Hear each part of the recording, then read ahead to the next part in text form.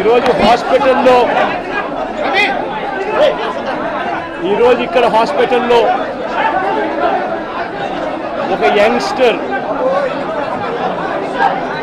బహుశా 20-25 ఏళ్ళు ఉంటాయేమో తన పిల్లాడికి. ఆ 20 ఏళ్ళ పిల్లాడిని ఎందుకు నిర్దాక్షిణ్యంగా కొట్టారో కూడా తెలియదు. కేవలం ఎన్నికల్లో వైఎస్ఆర్ కాంగ్రెస్ పార్టీకి తరఫున తాను ఓటు వేశాడని, వైఎస్ఆర్ కాంగ్రెస్ పార్టీకి సంబంధించిన కుటుంబానికి చెందిన వ్యక్తిని అతి దారుణంగా కావాలని అదే పనిగా వేంపల్లెకు ఒక వెహికల్లో వచ్చి దారిలో పోతా ఉన్న పిల్లోడిని బైక్ ఆపి నిర్దాక్షిణ్యంగా కొట్టి హాస్పిటల్ పాలు చేస్తూ ఉంటే ఏమి సాధిస్తూ ఉన్నారు? ఇంతవరకు పులివెందుల్లో ఎప్పుడు ఇలాంటి సాంప్రదాయం లేదు. ఎన్నో ఎన్నికల్లో చేశారు, ఎప్పుడు పులివెందుల్లో ఇలాంటి సాంప్రదాయం లేదు. ఎన్నికలు అయిపోయిన తర్వాత ఓటు వేయని వారిని కొట్టే కార్యక్రమం ఎప్పుడు జరగల. రాష్ట్ర వ్యాప్తంగా కూడా ఒక భయాందోళన వాతావరణం క్రియేట్ చేయడం కోసం అని రాష్ట్ర వ్యాప్తంగా ఇదే చేయిస్తూ ఉన్నారు దగ్గరుండి. ఏం సాధిస్తారు దీనివల్ల? మీరు వేసే ఈ బీజం చేసే ఈ చెడు సాంప్రదాయం రేపొద్దున మళ్ళీ తెలుగుదేశం పార్టీ కార్యకర్తలకి చుట్టుకుంటుంది.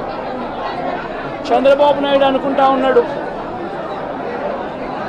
తానేదో ఈ మాదిరిగా చేసి భయాందోళన క్రియేట్ చేసి వైఎస్ఆర్ కాంగ్రెస్ పార్టీకి ఓటు వేసిన వాళ్ళని కొట్టడం వల్ల ఒక తెలియని ఆనందం తనలో ఏదో పొందాలని చెప్పి అనుకుంటా ఉన్నాడు.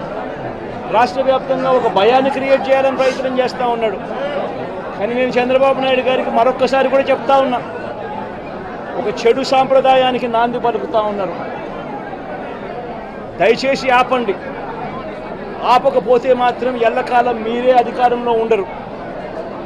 అధికారం మారిన రోజున ప్రజలు చంద్రబాబు నాయుడు గారు చేస్తూ ఉన్న ఈ అన్యాయాలను చూసి శిశుపాలని పాపాలు పండినట్టుగా ఆ పాపాలు చాలా వేగంగా పండుతూ ఉన్నాయి.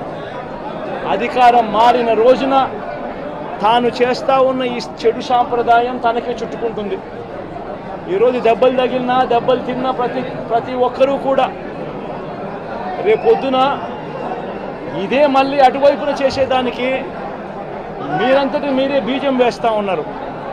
ఇది సరైన పద్ధతి కాదు. నాయకులుగా ఉన్న మనలాంటి వాళ్ళం ఇలాంటివి ప్రోత్సహించాల్సిన పని ఎప్పుడు రాకూడదు, జరగకూడదు. దయచేసి చంద్రబాబు నాయుడు గారికి ఇప్పటికైనా చెప్తా ఉన్నా, చంద్రబాబు నాయుడు గారిని హెచ్చరిస్తూ ఉన్నాను, మరొక్కసారి మళ్ళీ హెచ్చరిస్తూ ఉన్నాను, ఇది కరెక్ట్ సాంప్రదాయం కాదు, దయచేసి దీన్ని ఆపమని చెప్పి. నిజంగానే ఒకసారి మీరు కూడా వెళ్ళి ఒకసారి చూడండి, ఒకసారి ఏం పాపం చేశాడు నా పిల్లోని, ఎందుకు కొట్టారు?